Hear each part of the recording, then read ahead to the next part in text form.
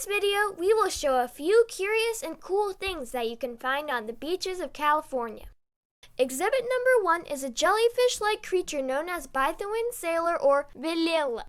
It has a flat and oval central part, tentacle underneath, and a vertical semi-transparent structure that works as a sail to catch the winds.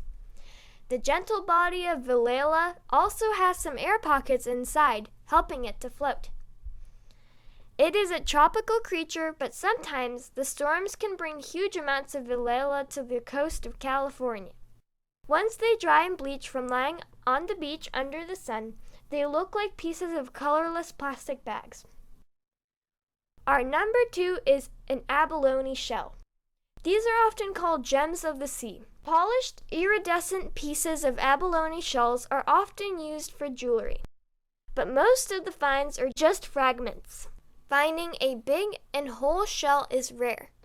It takes decades for them to grow this big. The lifespan of a red abalone, the most common species, is around 30 to 40 years.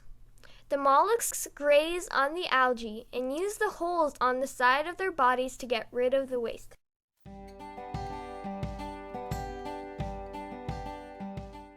Another type of curious finds is fossils, especially whale bones like this huge vertebra. The large and small bits of ancient bones from marine mammals can be found on various beaches near San Francisco. Though, in most places, the law prohibits collection of paleontological material on state-owned land.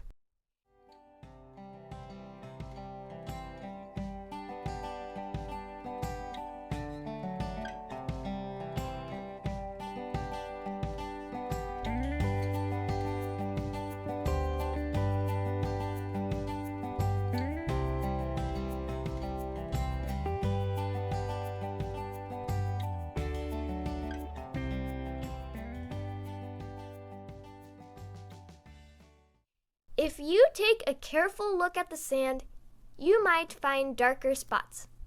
Those are hematite, which is magnetic.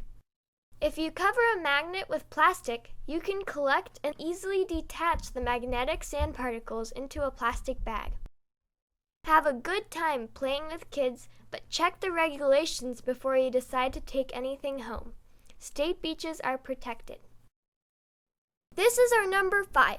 The orange body of a dead mollusk named chiton. Don't even think to touch its flesh with your bare hands.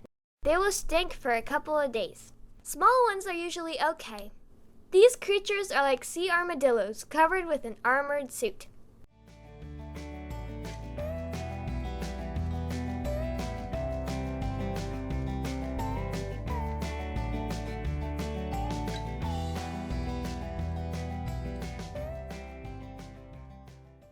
Number 6 is another interesting mollusk called the Pittock Clam. This one drills its shell into a rock and lives in protected burrows. Often, the rock breaks and storms bring the pieces to the coast. Most of the Piddock shells found on the beach are just a couple inches long. This is a Keyhole Limpet. Quite big, and importantly clean from algae.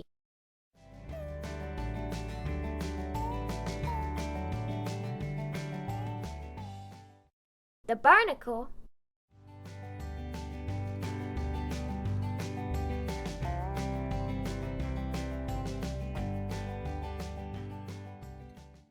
sea urchin, and this one was probably eaten by some animal. In some cases, signs still on.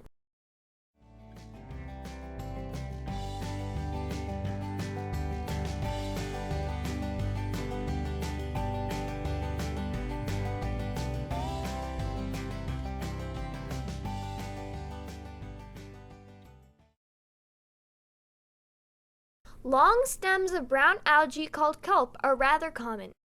On one end of the rope is the floating part, which looks like a bowl filled with some air. It has a scientific name, Pneumatocyst. The kelp variety with one big bulb is called the bullwhip kelp. A few leaf-like parts are attached to the pneumatocyst. The bulb brings them to the surface where there is more light to enable photosynthesis. The long stem, which can be over 100 feet long, is attached to the bottom with another special structure resembling a root, but it's actually called holdfast. Native American tribes eat the kelp and use the kelp stems as fishing lines. For that, stems had to be prepared in special ways to strengthen them, soaked in fresh water and kept over a smoking fire or dried and soaked in whale oil. The musical instruments were made from kelp as well. For instance, rattles from dried bulbs filled with sand, tiny pebbles, or seeds. Today, it's used in paint, rubber, toothpaste, ice cream, and even beer. Next time, check the label. That's it for now. Thanks for watching. Like, subscribe, and leave your comments to let us know about your most curious finds. Good luck!